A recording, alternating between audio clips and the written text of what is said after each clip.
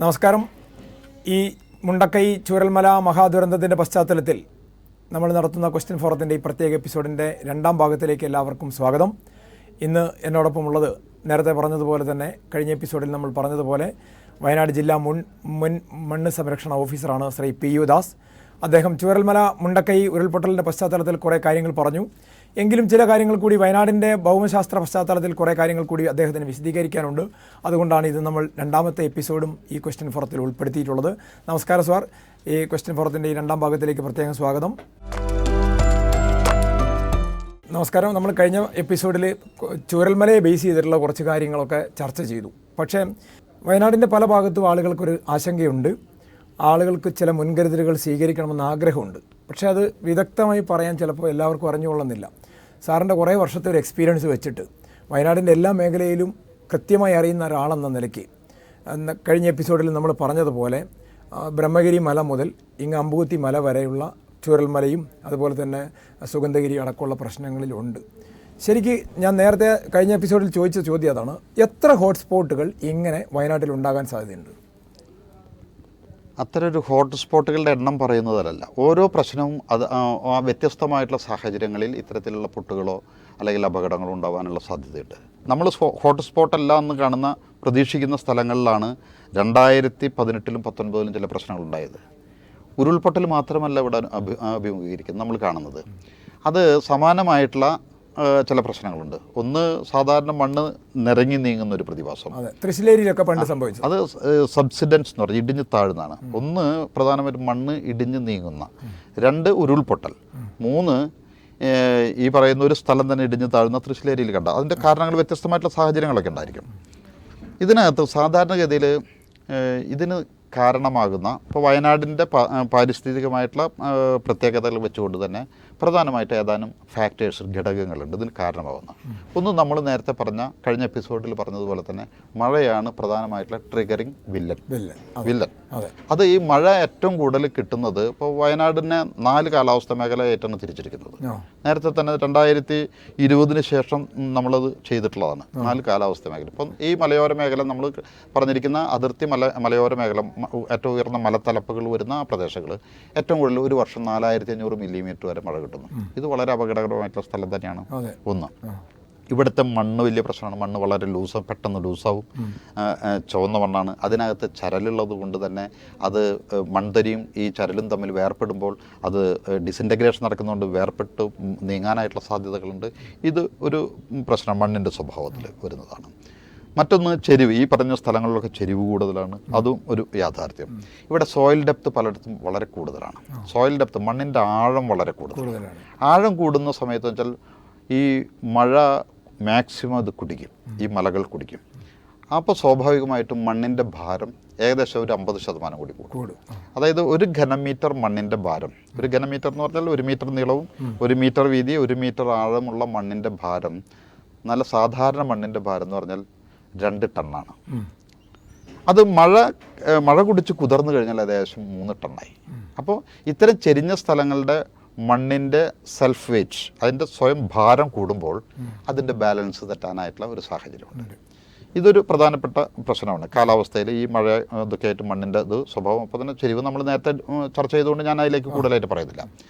മറ്റൊരു പ്രധാനമായിട്ടുള്ള പ്രശ്നം എന്ന് പറഞ്ഞാൽ നമ്മളുടെ ഈ ഇത്തരം മേഖലകളിലൊക്കെയുള്ള നമ്മുടെ ഇടപെടൽ, ജൈവിക ഇടപെടൽ, ബയോട്ടിക് ഫാക്ടേഴ്സ് എന്നൊക്കെ പറയുന്നത്, ജൈവികമായിട്ടുള്ള ഇടപെടൽ ഒരു പ്രശ്നം തന്നെയാണ് മനുഷ്യൻ്റെ ജീവിതവുമായി ബന്ധപ്പെട്ടില്ല. അതിനകത്ത് പ്രധാനമായിട്ട് നമ്മൾ കണ്ട ഒരു കാര്യം, നമ്മൾക്ക് തിരിച്ചറിഞ്ഞിട്ട കാര്യമാണ് പറയുന്നത്, കൃത്യമായിട്ട് ബോധ്യപ്പെട്ട കാര്യങ്ങളാണ്. നിങ്ങൾ നോക്കിക്കോ, എല്ലാ ഉരുൾപൊട്ടലും, എല്ലാ മണ്ണിടിച്ചിലുകളും, എല്ലാ സബ്സിഡൻസും ഏതെങ്കിലും നീർച്ചാലുകളെ അടിസ്ഥാനമാക്കിയിട്ടായിരിക്കും. അപ്പം നീർച്ചാലുകളുടെ ആ നെറ്റ്വർക്ക്, വെള്ളം ഒഴുകുന്ന ആ ചാലുകൾ, മഴ പെയ്തു കഴിഞ്ഞാൽ വെള്ളം അതിൻ്റെ മേൽഭാഗത്തു നിന്ന് താഴേക്ക് ഒഴുക്കി കൊണ്ടുവരുന്ന ഈ നീർച്ചാൽ സംവിധാനത്തിന് ഭൂമിയുടെ ഇത്തരം ഭൗമഘടന നിശ്ചയിക്കുന്നതിലും ഭൂമിക്ക് എന്തെങ്കിലും അപകടങ്ങൾ ഉണ്ടാക്കുന്നതിലും നിർണായകമായിട്ടുള്ള പങ്കുണ്ടെന്നുള്ള കാര്യം യാഥാർത്ഥ്യമാണ്. ഇപ്പോൾ വയനാടിൻ്റെ ഞങ്ങൾ 2017 ഒരു സർവേ നടത്തിയപ്പോൾ ഞങ്ങൾ കണ്ടെത്തിയത്, അതേ സർവേയിൽ നമുക്ക് ബോധ്യപ്പെട്ടൊരു വസ്തുതയാണ്. നമ്മുടെ ഇടപെടലിൻ്റെ ഒരു പ്രശ്നമായിട്ട് തന്നെയാണ് അതിന് പറയുന്നത്.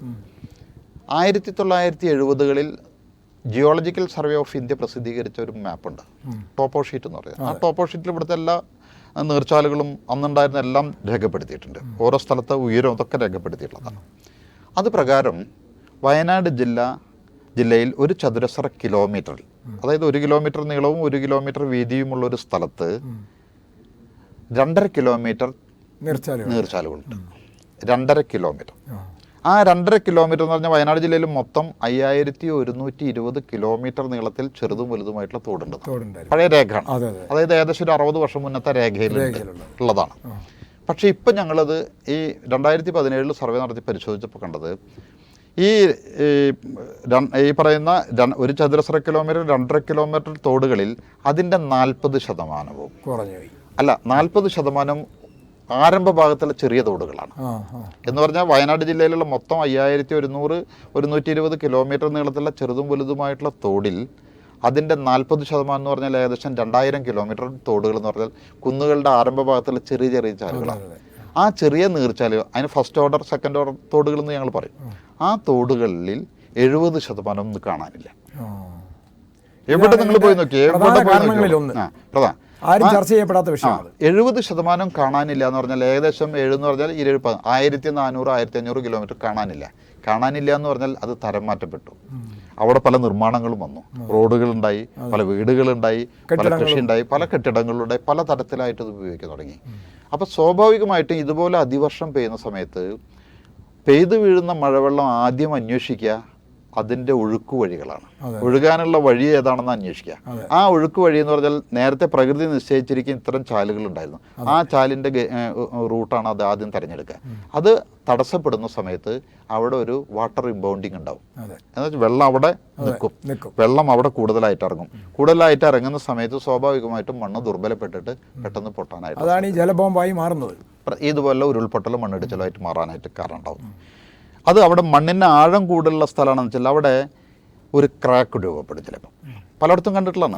വയനാട് ജില്ലയിൽ പല ഭാഗത്തും 2019 ഞാൻ ഏകദേശം ഒരു 50-ൽ കൂടുതൽ ക്രാക്കുകൾ പല ഭാഗത്തും കണ്ടിട്ടുണ്ട്. ഈവൻ ബത്തേരിയിലടക്കം എന്ന് പറഞ്ഞു. അതായത് നമ്മളെ കുറുമ്പാലക്കോട്ട മലയിലടക്കം ഉണ്ടായത്. കുറുമ്പാലക്കോട്ടയിലുണ്ട്, സുഗന്ധഗിരിയിലുണ്ട്, മാനന്തവാടിയിൽ പല ഭാഗങ്ങളിലുണ്ട്, സുൽത്താൻ ബത്തേരിയിലുണ്ട്, മറ്റേ മണിക്കുന്ന് മലയിലുണ്ട്, അമ്പുകുത്തി മലയിലൊക്കെ ഉണ്ട്. ഒരു ക്രാക്ക് ഡെവലപ്പ് ചെയ്യണം. ക്രാക്ക് നിങ്ങൾ ശ്രദ്ധിച്ചോ, നിരീക്ഷിച്ചോ, ക്രാക്ക് എപ്പോഴും ഒരു ഓവൽ ഷേപ്പിലായിരിക്കും, മഴവില്ലാകൃതിയിലായിരിക്കും. അതിൻ്റെ 2 അറ്റം അവസാനിക്കുന്നത് ഏതെങ്കിലും താഴെയുള്ള വയലിലോ അല്ലെങ്കിൽ തോടിലോ പുഴയിലേക്കോ ഇറങ്ങിയിട്ടായിരിക്കും, ഒരു ജലാശയത്തിലേക്ക് ഇറങ്ങും. അപ്പോൾ ഇത് കുന്നിൻ്റെ ഒരു വശത്ത്, ഇത്തരം കുന്നിൻ്റെ ഏകദേശം നെറുകയിൽ നിന്ന് തൊട്ട് താഴെയായിരിക്കും ഈ ക്രാക്കിൻ്റെ ഏറ്റവും ഉയർന്ന ഭാഗം. 2 സൈഡും താഴെയുള്ള വയലിലേക്കോ ചതുപ്പിലേക്കോ ഇറങ്ങി നിൽക്കും. ഈ ഭാഗം ക്രമേണ ഇടിഞ്ഞ് താഴേക്ക് പോകും. ഈ ക്രാക്കിനകത്ത്, അതായത് ഓവൽ ഷേപ്പിലുള്ള മഴവില്ലാകൃതിയുള്ള ഈ വിള്ളലിൻ്റെ അകത്ത് എന്തെങ്കിലും വീടോ മറ്റെന്തെങ്കിലും ഉണ്ടെങ്കിൽ, കിണറുകളോ മറ്റെന്തെങ്കിലും നിർമ്മിതി ഉണ്ടെങ്കിൽ അത് തകർന്നു പോകുന്നുള്ള കാര്യം ഉറപ്പാണ്. ഇതിവിടെ സംഭവിച്ചുകൊണ്ടിരിക്കുന്നു. അതിൻ്റെ ഏറ്റവും വലിയ ഉദാഹരണമാണ് തിരുനെല്ലി പഞ്ചായത്തിലെ തൃശ്ശിലേരിക്ക് അടുത്തുള്ള പ്ലാമൂലയിൽ നമ്മൾ കണ്ടത്. ഒരു കുന്നിൻ്റെ ചെരിഞ്ഞ വശത്തിൻ്റെ 4-ൽ 3 ഭാഗം, ചുറ്റോട് ചുറ്റും 4-ൽ 3 ഭാഗം 7 മീറ്റർ താഴേക്ക് ഇടിഞ്ഞു തന്നു. ഒരു വീടുകളൊക്കെ 2ആയി പിളർന്നിട്ടാണ് തകർന്നത്. നമ്മൾ കണ്ടതാണത്. അപ്പം അത്തരത്തിലുള്ള സാഹചര്യം ഇവിടെ കൂടുതലാണ്. അപ്പോൾ ഉരുൾപൊട്ടൽ മാത്രമല്ല, മണ്ണിടിച്ചിലിൻ്റെ പ്രധാനപ്പെട്ട കാരണങ്ങൾ പറഞ്ഞാൽ നമ്മൾ വയനാട് ജില്ലയിൽ ഉണ്ടാക്കിയിട്ടുള്ള മണ്ണുകൾ നിർമ്മിച്ചിട്ടുള്ള വീടുകളും കെട്ടിടങ്ങളും നിങ്ങൾ നോക്കിയോ, എല്ലാ കുന്നുകൾക്കും ഓരോ കുന്നിനും അതൊരു നിശ്ചിത സ്ലോപ്പ്, ചെരിവ് മെയിൻറ്റെയിൻ ചെയ്യുക, പാലിച്ചു നിൽക്കണം എന്നുണ്ടെങ്കിൽ അതിനൊരു ഒരു ആംഗിളുണ്ട്. ആ ചെരിവിനൊരു എന്താണ് പറയുക, ഒരു ആംഗിളുണ്ട്. ആ ആംഗിളിനെ പറയുന്നത് നമ്മുടെ എഞ്ചിനീയറിംഗ് ഭാഷയിൽ പറയുകയാണെന്ന് വെച്ചാൽ അതിനെ ആംഗിൾ ഓഫ് റീപോസ് എന്ന് പറയും. എല്ലാ മണ്ണിനും ഒരുപോലെയല്ല. കളിമണ്ണാണെന്ന് വെച്ചാൽ നന്നായിട്ട് ഉയർന്നു നിൽക്കും.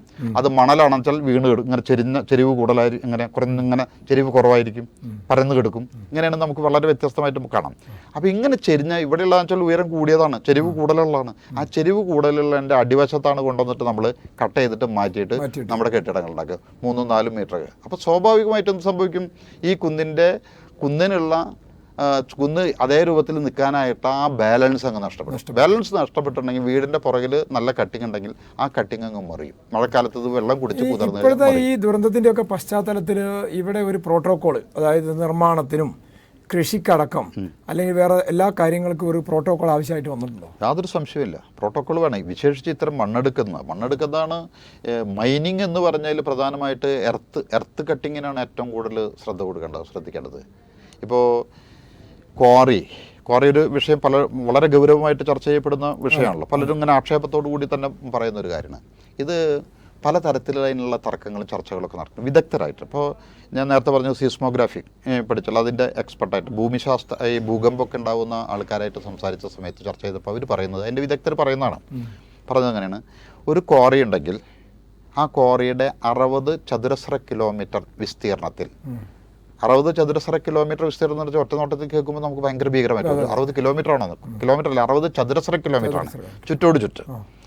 അതിൻ്റെ ആഘാതം ഉണ്ടാവും എന്ന് പറഞ്ഞാൽ ആ ക്വാറി നടത്തുന്ന ആ പോയിന്റിൽ നിന്നും മാക്സിമം അതൊരു തുടർന്ന് ഒറ്റപ്പാറയാണെങ്കിൽ 4.4 കിലോമീറ്റർ വരെ ദൂരത്തിൽ അത് ബാധിക്കാം. അങ്ങനെയാണ് പറയുന്നത്. അതാണ് ഈ 60 ചതുരശ്ര കിലോമീറ്റർ എന്ന് പറയുന്നത്. അതേ സമയത്ത് ഈ ജിയോളജി ഡിപ്പാർട്ട്മെൻറ്റിൻ്റെ ഉയർന്ന ഉദ്യോഗസ്ഥന്മാർ, ഈ ഡിപ്പാർട്ട്മെൻ്റ് അല്ല അതിൻ്റെ യൂണിവേഴ്സിറ്റികളിലുള്ള വിദഗ്ധരായിട്ടുള്ള ആൾക്കാരുടെ അഭിപ്രായത്തിൽ പറയുന്നത് എത്ര തന്നെയായാലും കേരളത്തിൽ ഇപ്പോഴത്തെ ഒരു സ്ഥിതി മാക്സിമം 300 മീറ്റർ മാത്രമേ ഉള്ളൂ. ചില കോറികൾക്കൊക്കെ പെർമിഷൻ കൊടുത്തു. ഇപ്പോൾ എനിക്ക് തോന്നുന്നു national institute four rock mechanics എന്ന് പറഞ്ഞിട്ടുള്ള ഒരു ഏജൻസി വയനാട്ടിലൊരു പഠനം നടത്തിയിട്ടുണ്ട് കഴിഞ്ഞ ഫെബ്രുവരിയിൽ. ഈ 2024 ഫെബ്രുവരിയിൽ national institute four rock mechanics എന്ന് പറയും. അവർ പറഞ്ഞിരിക്കുന്നത് ഇതിൻ്റെ ആഘാതം എന്ന് പറഞ്ഞാൽ കൂടുതലായിട്ടില്ല. കാരണം വെച്ചാൽ കേരളത്തിൽ ബ്ലാസ്റ്റിംഗ് റേറ്റ് വളരെ കുറവാണ്. ബ്ലാസ്റ്റിങ്ങിന് എടുക്കുന്ന കുഴിയുടെ അളവ് വളരെ കുറവാണ്. അതെന്ന് പറഞ്ഞാൽ മാക്സിമം ഒരു 4 എന്താ പറയുക, ഒരു അതിൻ്റെ സൈസ് എന്ന് പറഞ്ഞാൽ ഒരു 2-1.5 ഇഞ്ച് ഒക്കെ സൈസ്, 4 സെൻറ്റിമീറ്റർ 5 സെൻറ്റിമീറ്റർ വരെ അതിൻ്റെ വ്യാസം വരുന്നുള്ളൂ കുഴിയുടെ, ഈ എടുക്കുന്ന കുഴിയുടെ. തമിഴ്നാട്ടിലോ കർണാടകത്തിലോ മറ്റെവിടെയെങ്കിലും ചെയ്യുന്നേക്കാൾ അത്ര ആഘാതം ഇവിടെ വരുന്നില്ല എന്നുള്ളതാണ്. തുടർച്ചയായിട്ടുള്ള പാറകളില്ല, ഒറ്റപ്പെട്ട പാറകളായതുകൊണ്ട് ആഘാതം കുറയുന്നു എന്നുള്ളതാണ് അവരുടെ ഒരു പഠന റിപ്പോർട്ടാണ് ഞാൻ പറയുന്നത്. ഇപ്പോൾ നമുക്കറിയാം ബാംഗ്ലൂർ ചെന്നുണ്ടെങ്കിൽ ബാംഗ്ലൂർ ടൗണിൻ്റെ ചുറ്റുപാട് ഒരുപാട് ക്വാറികളുണ്ട്. അവിടെ പൊട്ടിക്കുന്ന ആഴ്ചയിൽ ഒരു പൊട്ടിക്കലൊക്കെ പൊട്ടിക്കുന്നുള്ളൂ. പക്ഷേ ആ അതിനുള്ള അതിനെടുക്കുന്ന കുഴിയുടെ അളവ് എന്ന് പറഞ്ഞാൽ ഏകദേശം 6 ഇഞ്ച് സൈസാണ് അതിൻ്റെ വ്യാസം. മറ്റേത് 1.5 ഇഞ്ച്, നമുക്കിവിടെ 1.5 ഇഞ്ചുള്ളൂ. ഇത് ഏകദേശം ബോറുകൾ എന്നാണ് പറയുന്നത്. നമ്മുടെ ബോർവെല്ലിൻ്റെ ഒരു വലിപ്പം, അതിൻ്റെ കുഴി എടുക്കുന്ന പോലെ ബോറുകളാണ് എടുക്കുന്നത് കൂടുതൽ ആഴത്തിൽ. നേരത്തെ ആണെന്ന് വെച്ചാൽ അവിടെയൊക്കെ പൊട്ടിച്ച് ഇവിടെയും നേരത്തെ ഇപ്പോൾ അത് ഗവൺമെൻറ് ബാൻ ചെയ്തു. ശരിക്കും കറണ്ടിൻ്റെ വൈദ്യുതി കണക്ഷൻ കൊടുത്തുകൊണ്ടുള്ള ഇലക്ട്രിക് ഡിറ്റനേറ്റർ ഉപയോഗിച്ചുകൊണ്ടുള്ള പൊട്ടിക്കും ഒറ്റ സമയത്ത് അറ്റ് എ ടൈം ഒരു 10-50 അങ്ങ് പൊട്ടിക്കും. ഭയങ്കര ആഘാതമായിരിക്കും. അത് ഗവൺമെൻറ് തടഞ്ഞു. അതിന് അനുമതി ഇല്ല അപ്പോൾ എത്രത്തിൽ പൊട്ടിക്കാനായിട്ട്. ഇപ്പോൾ ഓരോന്ന് പൊട്ടിക്കാം കുറേശ്ശെ. ശരിക്കും നമ്മുടെ ഇവിടെയൊക്കെ ഇപ്പോൾ ഈ ഉരുൾപൊട്ടൽ ഉണ്ടായപ്പോൾ പോലും ആൾക്കാർ പറയുന്നു ക്വാറി മാഫിയ, റിസോർട്ട് മാഫിയ എന്ന് പറഞ്ഞ് ഒറ്റയടിക്ക് ഇങ്ങനെ കാടടച്ച് പറയുന്നത് പോലെ പറയാണ്. അതിന് ശരിക്കും അടിസ്ഥാനം ഇല്ല. അപ്പോൾ അല്ല, അങ്ങനെ പറയാനായിട്ട് ഇപ്പം ഞാൻ പറയുന്നത്, ഞാനിപ്പോൾ അതിലൊരു വിദഗ്ധനായിട്ടൊരാളെന്നല്ല, ഞാനത് നിരീക്ഷിക്കുന്നു എന്ന് പറഞ്ഞാൽ ഇങ്ങനെ ഭൂകമ്പവുമായി പഠിക്കുന്ന ആൾക്കാരുടെ വിദഗ്ധരായിട്ടുള്ള ആൾക്കാരും അതുപോലെ തന്നെ ജിയോളജി ഈ ക്വാറിക്ക് ലൈസൻസ് കൊടുക്കുകയോ അല്ലെങ്കിൽ ഇതൊക്കെ ആയിട്ട് കൂടുതൽ പഠിക്കുന്ന അതിൻ്റെ യൂണിവേഴ്സിറ്റി തലത്തിലുള്ള പ്രൊഫസേഴ്സിൻ്റെ ഒക്കെ ചർച്ച അവരുമായിട്ട് ബന്ധപ്പെട്ടിട്ടാണ് ഞാൻ ഈ അഭിപ്രായം പറയുന്നത്. അപ്പോൾ ഇതിനകത്ത് ഇനിയും നമ്മൾ പഠനം നടത്തേണ്ടത്. ഇപ്പോൾ ഞാൻ നേരത്തെ national institute of rock mechanics എന്ന് പറഞ്ഞുള്ള സ്ഥാപനം അവർ നടത്തിയ പഠനത്തെ ഓൾ ഇന്ത്യ ഇൻസ്റ്റിറ്റ്യൂട്ടാണ്. അവർ നടത്തിയ പഠനത്തെ നമുക്ക് തള്ളിക്കളയാൻ കഴിയില്ല. അപ്പൊ അത്തരം പഠനങ്ങളുടെ ആവശ്യം ഇനിയുണ്ട്. യാഥാർത്ഥ്യമാണ്. ഈ വെറുതെ നമ്മൾ കാടടച്ച് പറഞ്ഞിട്ട് കാര്യമില്ല. അതിനകത്ത് എന്ത് യാഥാർത്ഥ്യമുണ്ട്? ഇപ്പൊ നമുക്കറിയാം മുണ്ടക്കയിൽ ഉരുൾപൊട്ടിയ സ്ഥലത്ത് നിന്ന് ഏകദേശം 10.2 കിലോമീറ്റർ അപ്പുറത്താണ് അടുത്ത് ക്വാറി ഉള്ളത്. ആ ക്വാറി ഇതിനകത്തുള്ള ആഘാതത്തിന് കാരണമായി എന്ന് പറയാനായിട്ട് തെളിയിക്കാൻ കഴിയില്ല എന്നുള്ളതാണ്. വെറുതെ പറയാമെന്ന് മാത്രം. ക്വാറി പ്രശ്നമാണെന്നുള്ള രൂപത്തിൽ പറയണം. പക്ഷെ അതിനേക്കാളായിട്ട് എനിക്ക് തോന്നിയിട്ടില്ല, എൻ്റെ നിരീക്ഷണത്തിൽ എനിക്ക് തോന്നിയിട്ടില്ല. എനിക്ക് ബോധ്യപ്പെട്ട കാര്യങ്ങൾ എർത്ത് മൈനിങ് ആണ് അതിനേക്കാൾ അപകടം. മണ്ണെടുപ്പാണ് ഇതിനകത്ത്. കാരണം കുന്നുകളുടെ സ്വാഭാവികമായിട്ടുള്ള ബാലൻസ് തെറ്റാവുന്ന രൂപത്തിലുള്ള ഡയറക്റ്റ് ഇമ്പാക്റ്റാണ്. ഡയറക്റ്റായിട്ട്, മറ്റേത് വൈബ്രേഷൻ്റെ ഭാഗമായിട്ടുണ്ടാകുന്നു എന്ന് പറയും. ഇത് ഡയറക്റ്റ് ആയിട്ട് ഒരു ഇമ്പാക്റ്റ് ഉണ്ടാക്കുന്നു എന്നുള്ള കാര്യം തന്നെ. രണ്ടാമത് പ്രധാനപ്പെട്ട ഒരു വിഷയം നമ്മൾ പറയാൻ വിട്ടുപോയത്, ഇതിന് ശേഷം കുറിച്യർ മലയിലും അമ്പൂത്തി മലയിലും ഭൂകമ്പം, പ്രകമ്പനം എന്നൊക്കെ പറഞ്ഞു വന്നു. അത് സോയിൽ പൈപ്പിംഗ് ആണെന്നൊരു അഭിപ്രായവും കൂടി വന്നു. എന്താണ് ഈ സോയിൽ പൈപ്പിംഗ്? ഇവിടെ എവിടെയെങ്കിലുമൊക്കെ സോയിൽ പൈപ്പിംഗ് ഇങ്ങനെ ഉരുൾപൊട്ടലിന് ശേഷം ഉണ്ടാകാവോ? വയനാടിൻ്റെ ചരിത്രത്തിൽ ഒരു ഭൂകമ്പത്തിൻ്റെ ഒരു സാധ്യത ഇല്ല എന്നുള്ളതാണ്. ഇതുവരെ അങ്ങനെ ചരിത്രമില്ല വയനാടിന്. അപ്പോൾ അതുമായിട്ട് ബന്ധപ്പെട്ടുള്ള വിദഗ്ധർ തന്നെ, അതിൻ്റെ എക്സ്പെർട്ടുകൾസ് തന്നെ, ശ്രീ മിശ്ര സാറ് തന്നെ അതിനെക്കുറിച്ച് അന്ന് ക്ലാരിഫൈ ചെയ്തിട്ടുണ്ട്. ഭൂകമ്പത്തിൻ്റെ യാതൊരു പ്രഭവ കേന്ദ്രങ്ങളും ഇവിടെ കണ്ടില്ല. അങ്ങനെ ഒന്നുമില്ല. വിശേഷിച്ച് വയനാടോ വടക്കൻ കേരളത്തിലോ അങ്ങനെ ഇല്ല. അന്ന് സംഭവിച്ചത് ഒരു ഭൂകമ്പവുമല്ല. റിക്ടർ സ്കെയിലിൽ അത് രേഖപ്പെടുത്തിയിട്ടില്ല. അപ്പം അതുകൊണ്ട് തന്നെ ആ ഭൂകമ്പം എന്നുള്ള ആശങ്ക നമുക്ക് പാടെ തന്നെ പറയാൻ പാടില്ല. പക്ഷെ സംഭവിച്ചത് എന്താണെന്ന് വെച്ചാൽ, ഇത്തരം ഉരുൾപൊട്ടലുകൾ അതിശക്തമായിട്ടുള്ള ഒരു ഉരുൾപൊട്ടൽ, ഇപ്പോൾ മുണ്ടക്കൈ ഒരു അതിശക്തമായിട്ടുള്ള ഉരുൾപൊട്ടൽ തന്നെയാണ്. അത്തരം ഉരുൾപൊട്ടൽ, അതായത് ഭൂമിയുടെ ഉൾഭാഗത്ത് നിന്നുള്ള അതിശക്തമായിട്ടുള്ള മർദ്ദം വന്നിട്ട് പുറത്തേക്ക് വെള്ളവും മറ്റും മെറ്റീരിയൽസും ഒക്കെ കൂടി തള്ളുന്നതാണ്. ആ ഒരു മർദ്ദത്തിൻ്റെ ഭാഗമായിട്ട് അവിടെ നിന്ന്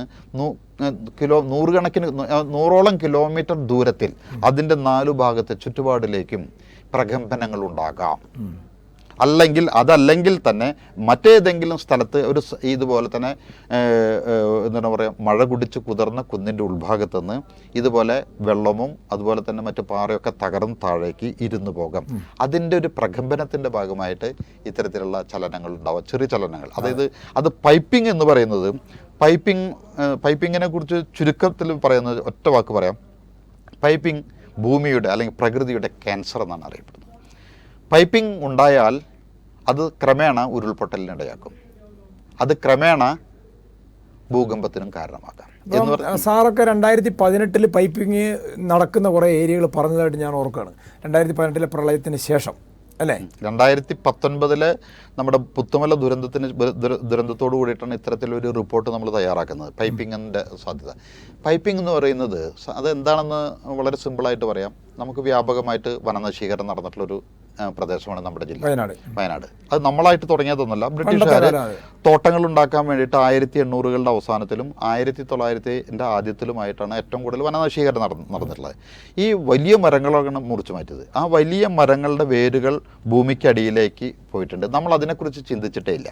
മുകൾ ഭാഗം ക്ലിയർ ഫെയിൽ ചെയ്തു, ആ ബാക്കി തോട്ടത്തിൻ്റെ പണി മറ്റ് തോട്ട നിർമ്മാണമൊക്കെ നല്ല പുറമെ നല്ല ഭംഗിയാക്കി. പക്ഷേ അടിയിൽ ഈ വേരുകൾ വർഷങ്ങളോളം അങ്ങനെ കിടക്കും. ആ വർഷങ്ങളോ ഈ വേര് കിടക്കുന്ന സ്ഥലം കുറച്ച് കട്ടിയുള്ള കളിമണ്ണുള്ള സ്ഥലമാണോ ലാറ്ററൈറ്റുള്ള മണ്ണൊക്കെയാണെന്ന് വെച്ചാൽ ഈ വേരുകൾ 10, 50, 100 വർഷങ്ങൾ എടുത്തിട്ടായിരിക്കും ദ്രവിച്ചു പോകുന്നത്. അത് മരത്തിൻ്റെ ആ വൃക്ഷങ്ങളുടെ മുറിച്ചു മാറ്റപ്പെട്ട വൃക്ഷത്തിൻ്റെ ക്വാളിറ്റി പോലിരിക്കും. നല്ല ഹാർഡ് വുഡാണെന്ന് വെച്ചാൽ കുറേ കൂടി വർഷം എടുത്തിട്ടായിരിക്കും ദ്രവിക്കുക. ഇത് ദ്രവിച്ചു കഴിയുമ്പോൾ അത് പോയ വഴികൾ, ആ വേര് ഏതെങ്കിലും ജലസ്രോതസ്സുകളൊക്കെ ലക്ഷ്യമിട്ടിട്ടായിരിക്കും പോയിട്ടുണ്ടാവുക. ആ വഴികളൊക്കെ തന്നെ ഇത് മണ്ണ് നല്ല കട്ടിയുള്ള മണ്ണാണെങ്കിൽ ബ്ലാക്ക് കോട്ടൺ, സ്റ്റിഫ് ക്ലേ, ഈ ലാറ്ററൈറ്റ് തുടങ്ങിയിട്ടുള്ള മണ്ണൊക്കെ ആണെങ്കിൽ ആ വഴികളൊക്കെ തന്നെ മാളങ്ങൾ പോലെ നിൽക്കും. ചെറിയ മാളങ്ങളൊന്നുമല്ല, വലിയ മാളങ്ങളുണ്ട്. ഇപ്പോൾ കണ്ണൂർ ജില്ലയിലെ തിരുമേനി എന്ന് പറഞ്ഞ സ്ഥലത്ത് ഒരു ജീപ്പ് തന്നെ ഓടിച്ചു പോകാൻ വലിപ്പത്തിലുള്ള തുരങ്കങ്ങളുണ്ട് എന്നുള്ളതാണ്, മാളങ്ങളുണ്ട്. ഇതിലൂടെ വെള്ളം മഴ പെയ്യുന്ന സമയത്ത് വെള്ളം അകത്തേക്ക് എടുക്കുന്ന വെള്ളം ഇതിലൂടെ അങ്ങനെ ഒഴുകാനായിട്ടുള്ള സാധ്യതയുണ്ട്, ഒഴുകും. അതുപോലെ തന്നെ ഏതെങ്കിലും ജലാശയത്തിലാണ് ചെന്ന് നിൽക്കുന്നത് വെച്ചാൽ ജലാശയത്തിൽ വെള്ളത്തിൻ്റെ വിധാനം ഉയരുന്ന സമയത്ത് അവിടെ നിന്ന് തിരിച്ച് മലയിലേക്ക് ഇങ്ങോട്ട് കയറാനും സാധ്യതയുണ്ട്. അങ്ങനെ അങ്ങോട്ടും ഇങ്ങോട്ടും പ്രയാണത്തിനിടയ്ക്ക് ആ പൈപ്പ് എന്ന് പറയുന്ന ദ്വാരം വോക്കം സ്ഥലമാണ്. ആ വോക്കത്തിനകത്തേക്ക് വശങ്ങളിൽ നിന്നൊക്കെ മണ്ണിടിഞ്ഞ് ആ ഭാഗം ഇടിഞ്ഞ് തകർന്നു പോകാനും ഒപ്പം തന്നെ ഉരുൾപൊട്ടൽ പോലുള്ള പ്രതിഭാസങ്ങൾ ഉണ്ടാവാനും കാരണമാകുന്നു. ഇവിടെ സംഭവിക്കുന്ന ഇത്തരം ഈ വോക്കം സ്പേസിലേക്ക് ഒഴിഞ്ഞു കിടക്കുന്ന സ്ഥലമാണ്. ഇതിലേക്ക് പാറ നിരങ്ങി നീങ്ങാം. അതിന് മുകൾ ഭാഗത്തുള്ള ഓവർ ബർഡൻ എന്ന് പറയും. അത് പാറ ഉൾപ്പെടെയുള്ള സാധനങ്ങൾ വളരെ ശക്തമായിട്ട് ഇങ്ങനെ വീഴാം. ആ വീഴുന്ന സമയത്ത് അതിനകത്ത് ഭയങ്കര ഒരു മുഴക്കമുണ്ടായിരിക്കും, എക്കോ. ആ എക്കോ പ്രതിധ്വനി ഉണ്ടായിരിക്കും. ആ പ്രതിധ്വനിയാണ് പുറത്ത് ഭയങ്കര പ്രകമ്പനമായിട്ട് നമ്മൾ അനുഭവിക്കപ്പെട്ടതെന്നാണ് ഇതുമായിട്ട് ബന്ധപ്പെട്ടുള്ള സീസ്മോഗ്രാഫിക് ഉദ്യോഗസ്ഥന്മാരുടെ അഭിപ്രായം. ഓക്കെ, നമ്മൾ അവസാനിപ്പിക്കാം. ഇതിൻ്റെയൊക്കെ പശ്ചാത്തലത്തിൽ അടിയന്തരമായി നമ്മൾ സ്വീകരിക്കേണ്ട ജാഗ്രത എന്താണ്? ദീർഘകാലാടിസ്ഥാനത്തിലുള്ള പദ്ധതി എന്താണ്? കാലാവസ്ഥ വ്യതിയാനത്തെ അതിജീവിക്കുക. ഇപ്പം നമുക്കറിയാം, കഴിഞ്ഞ എപ്പിസോഡിൻ്റെ സമയത്താണെന്നുകൊണ്ട് എന്നോട് പറഞ്ഞത് മുണ്ടക്കയിൽ മഴയുണ്ടായിരുന്നു, വീട്ടിൽ ചെന്ന സമയത്ത്. ഇതാണ് മൈക്രോ ക്ലൈമറ്റ് എന്ന് പറയുന്നത്. ഈ മൈക്രോ ക്ലൈമറ്റ് സോണുകൾ ഇങ്ങനെ കൂടിക്കൂടി ചില ഭാഗങ്ങളിൽ അതിശക്തമായിട്ട് മഴ. അപ്പോൾ ഇതിന് നമുക്ക് ചെയ്യാൻ പറ്റാവുന്ന ഈ മൈക്രോ ക്ലൈമറ്റ് സോണുകളെ സ്വാധീനിക്കാനായിട്ട് നല്ല വനവൽക്കരണം നടത്തുക എന്നുള്ളതാണ് ഒന്നാമത്തെ കാര്യം. അത്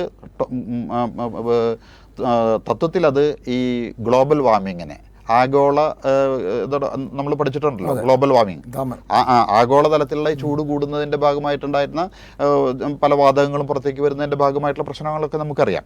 അപ്പോൾ അത്തരത്തിന് ഇത്തരം ഗ്ലോബൽ വാർമിങ്ങിനെ ആഗോള താപനത്തെ നിയന്ത്രിക്കാനായിട്ട് നമ്മുടെ വനവൽക്കരണം കൊണ്ട് കഴിയും. അതാണ് പ്രധാനമായിട്ടുള്ള ഒരു പ്രവർത്തനം. ഗ്ലോബൽ ഇത്തരത്തിൽ ഈ പറയുന്ന കാലാവസ്ഥ വ്യതിയാനവുമായിട്ട് നമുക്ക് ബന്ധപ്പെടാവുന്നത്.